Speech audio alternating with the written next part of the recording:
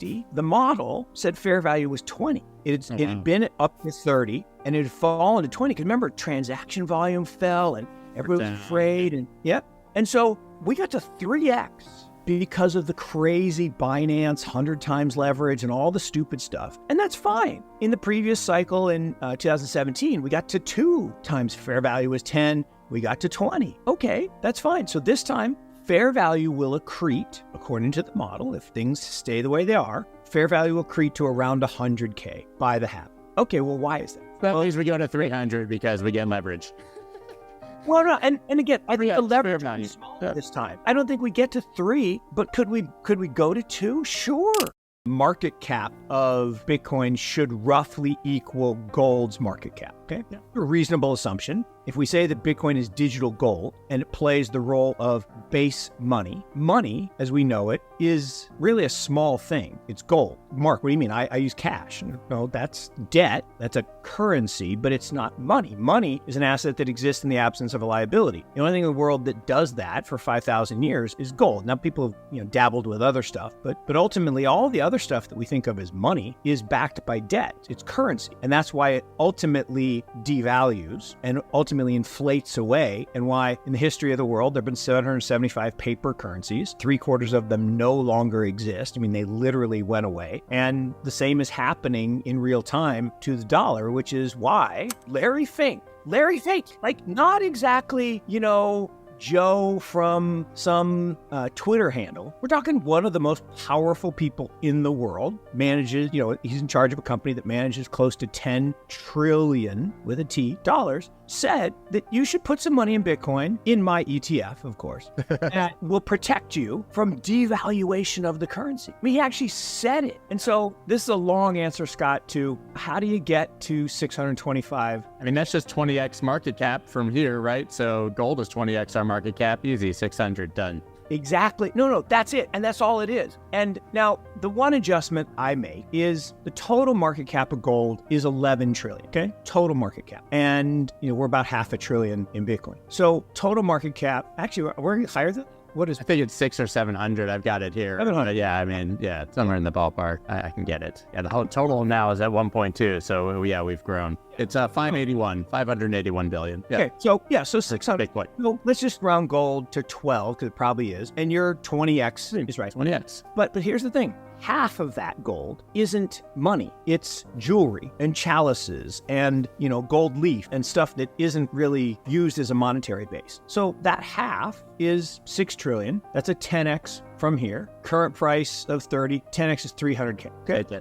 300K to me is so easy. We don't even have to debate, because the idea of Bitcoin being better than gold as a store of value, as a unit of account, as more portable, like I say all the time, if I had a bar of gold, which maybe at my other house, but if I had a bar of gold and I wanted to break it in half and send you half, I'm not strong enough to break the bar of gold, first of all. Second, I couldn't stuff it in the computer to send to you. I want to send you some Bitcoin. I punch a couple buttons and you got Bitcoin. We're done. So that's a superior store of value and medium of exchange. So I believe Bitcoin gold equivalence is a no-brainer. Now, when? Tomorrow? Next day? I don't really care. Sometime in the future, that's easy. So that's that 300K number. There's a 4-year cycle, and there's going to be a 4-year cycle because it's coded into Bitcoin. Every 4 years, the block rewards get cut in half, and therefore, one of two things has to happen. Either a large number of the miners have to go bankrupt because their costs are basically fixed, or price has to rise. And that's a pretty cool thing, because what happens is as the price rises, it attracts attention, right? Movement attracts attention, right?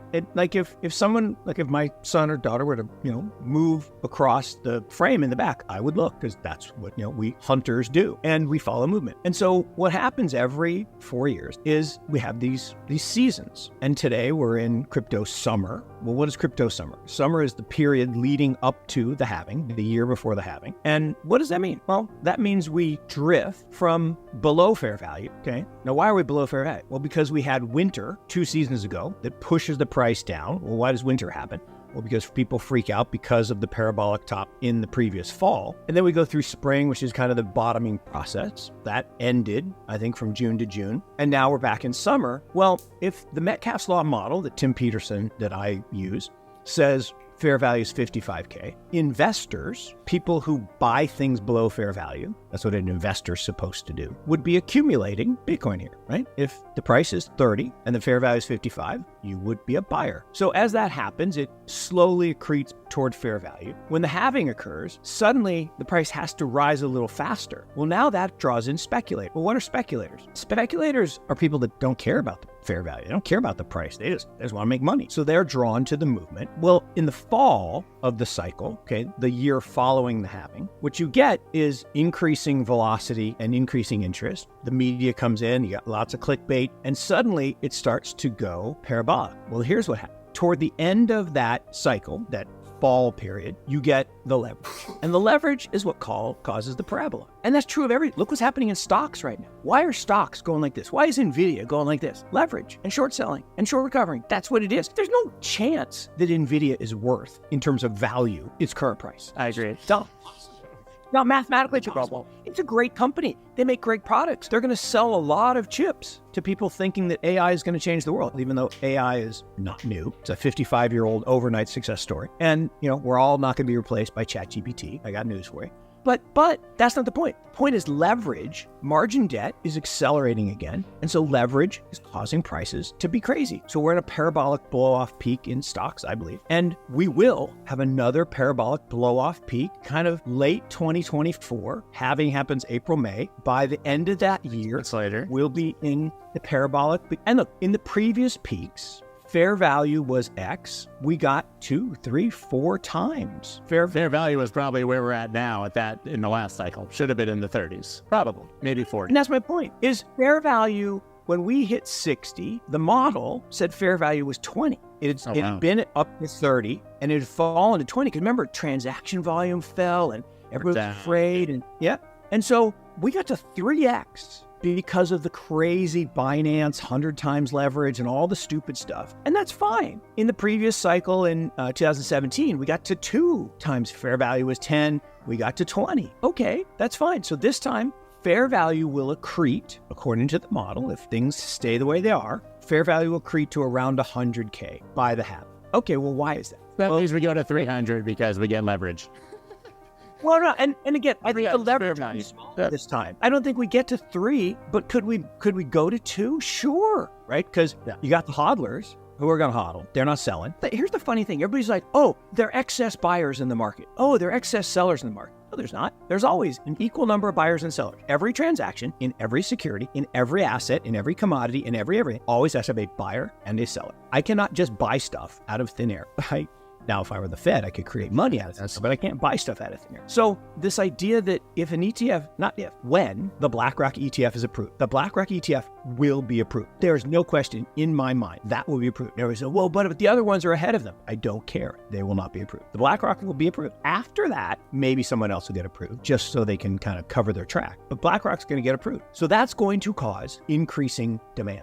There is a finite supply. So there's the first finite supply, meaning there's only going to ever be 21 million, and there won't even be 21 million because there's been some that's lost or stolen. You got the Satoshi wallet that's never going to move. You got all kinds of stuff. So, and the incremental change in Bitcoins, by some estimates, is about 10, 11% of the coins. If hundreds of billions, which I think is a reasonable estimate, comes into the market, okay? And we're talking, let's say 200 billion comes in, and there's only 60 billion of available supply for sale, price will rise. That's just supply and demand, right? You shift the demand curve, the price will rise. That will cause more people to come in. That will cause some leverage, but I think this time the leverage won't be as great because the scrutiny of